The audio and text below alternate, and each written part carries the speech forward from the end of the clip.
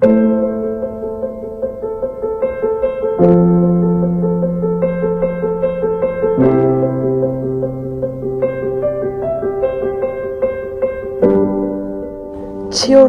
with disabilities are amongst the most marginalized, excluded and vulnerable groups in society, and they're not spared from child marriages.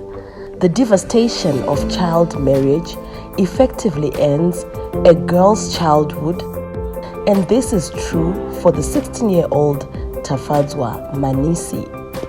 Tafadzwa was raped by a neighbor and recently gave birth to an unwanted child.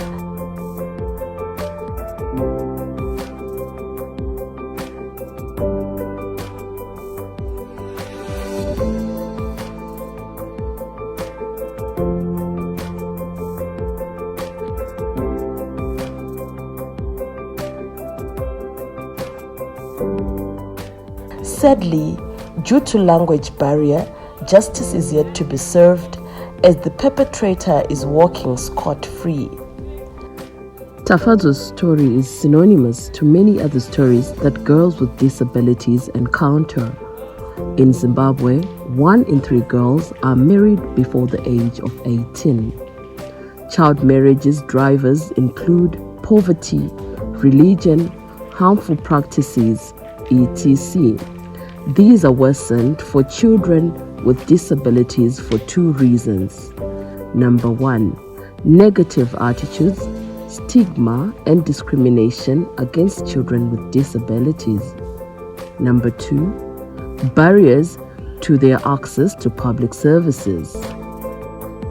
Yes, I observed that many girls, they don't have information about gender-based violence, about how to handle themselves.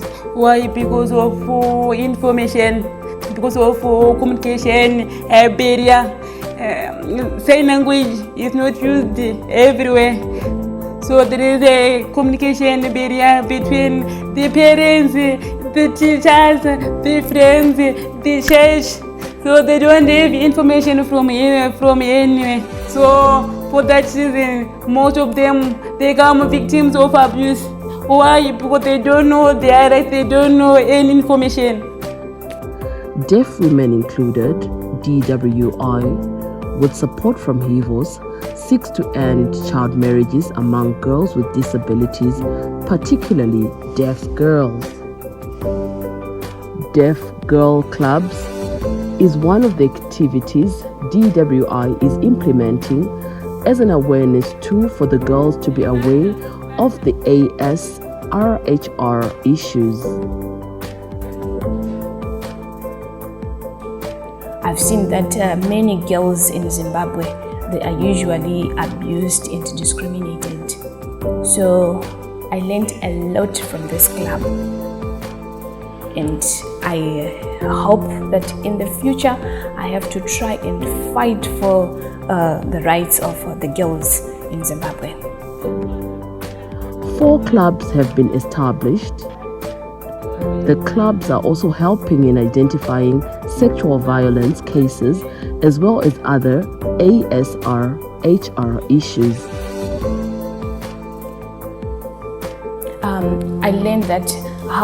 I learned how to develop when I'm growing up as a young girl, what I'm supposed to do, and I learned that it's not important for someone to be married when you're young. And I joined this club. The club teaches young girls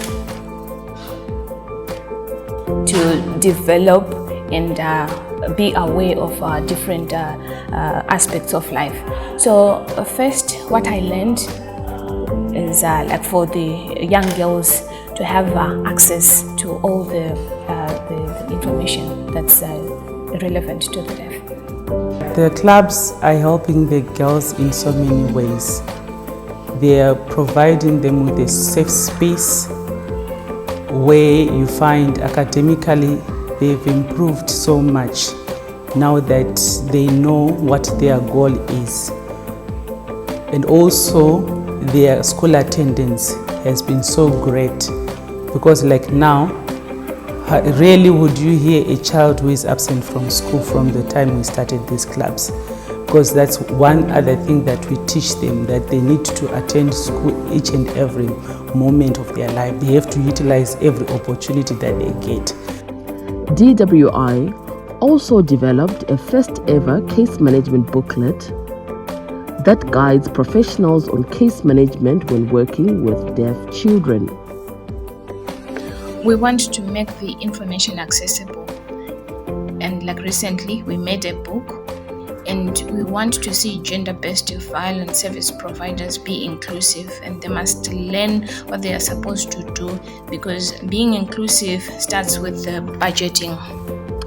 Delay in justice to be served for deaf girls who are sexually violated is one of the challenges. She cried a lot. She said, I didn't know how to report. I didn't know how to investigate. So she was only staying at home. And I went to them and asked, what happened? They say, I went to the police. I went to the police. The police said, wait. The police said, wait. So it was a delayment. So that delayment becomes a problem, because it was now 7-8 months. When I came into pick, it was 8 months. She was raped by an uncle, and the uncle ran away, but the girl reported to the police. So then this uncle was found, but when he came to court, it was difficult to hear the case, and they said come back next week because there was no interpreter. They came back again the following week, and then the interpreter was not found again. Now the pregnancy was growing bigger. Now she's having a baby, but now there is no support. The uncle ran away and he was never arrested. If maybe we can get money, then we can try to have projects that will empower these communities and as well teach the children to be responsible.